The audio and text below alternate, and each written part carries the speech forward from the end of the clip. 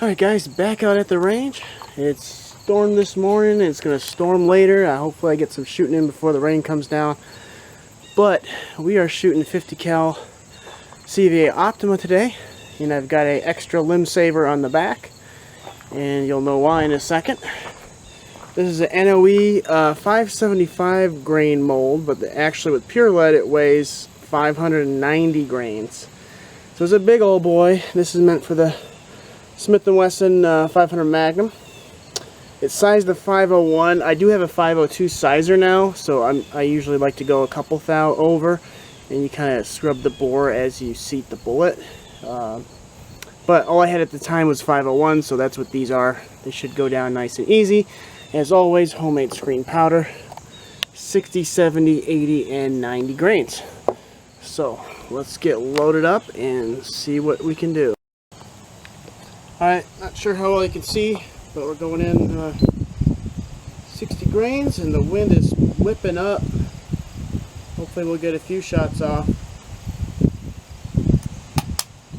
Homemade funnel. You don't have to pay 30 bucks for a funnel. And we're going to run a wad. This is a plain base bullet. They're supposed to be lubed wads, but they're dry as heck. Doesn't really matter. Bullets lubed well. A little crunch.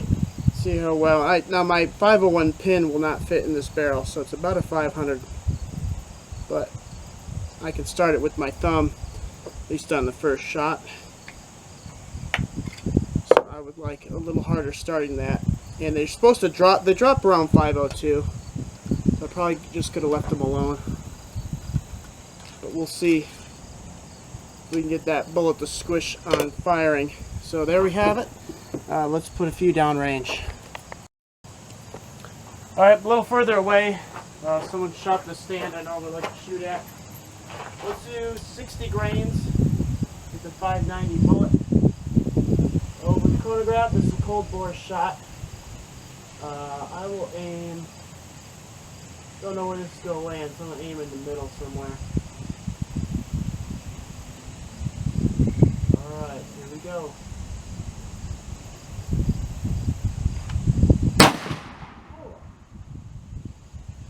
Well, glad I have the limb saver on. 840 feet per second. And usually that climbs as we dirty up. But let's put a string together, see how we do. Alright, let's look at the tail of the tape here. 852, I did do 4 shots because the first one was cold bore. 840, 835, 840, an average of 841. Let's look at the target. Alright, here we are with our 60 grain charge. I thought I was going to shoot really bad at first because my first one, my cold bore shot was here. My second was there. I was like, oh no, it's going to be a big group. No, just like, I don't know why, but this particular rifle, the cold bore shot is always way off. But the 3-shot string is right there. There's my thumb. So you can cover that with, I don't know, a 50-cent piece if you know what that is. Old people do, like me. So not too bad. About 1 inch with 3 shots at 60. Even though it's not going that fast, it is kicking my shoulder. But we're going to keep going until it rains. So let's bump it up to 70. Alright guys, 70 grain charge. So far they all go down with thumb pressure. No short starter needed. Which is nice. Even though I would like it a little tighter. But let's go for the first 70 grain charge. It's going to start hurting now.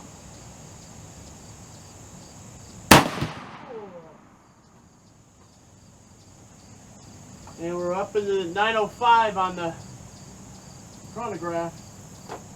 Glad I have that limb saver, that's all I gotta say. Let's see how we do with the string, huh? Alright, last shot was 915. This is again 70 grains. 2 is 904. 1 was 905. Pretty consistent. Average 908. Let's look at the target. We are at 70. First 2 went through the same hole. Third's over here. Now I'm using a 4-power scope, so my dot is a little larger than that. So still very good accuracy. I was hoping I could put that third in there, but just didn't happen. I can't throw any shots out, that just wouldn't be fair. But another tight group, probably 1.5 to 2 inches, so 60 is still winning right now. But let's move up to 80 if my shoulder can handle it. And if I didn't mention, the standard deviation was 6 feet per second. So that's amazing with homemade powder to have that consistency. I'm pretty happy with that. I am packing it down gently. A lot of people like to smash the crap out of their powder. It's very hard to stay consistent when you do that. I just do a firm push the same amount. And when you get good at that, you're going to get speeds that are a lot more consistent. So let's bump it up, see what happens. Alright guys, 80 grains, a lot of wind, but this is a very heavy bullet, only at 50 yards, so probably won't play a factor. But the trees are swaying, man. Let's see what this does. Wind saver, help me out here. Here we go.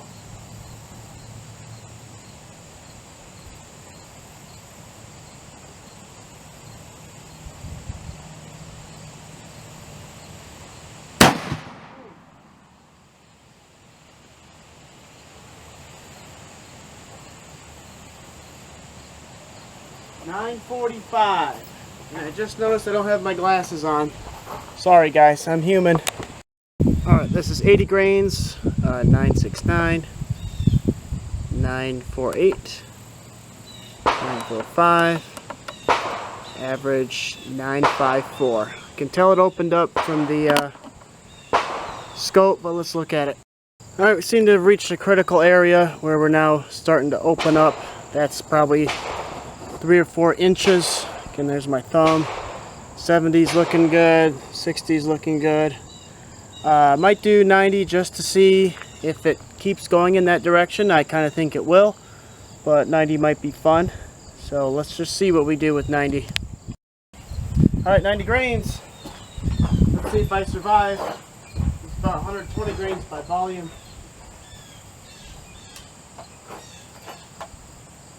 Alright, wind saver. Time to save me.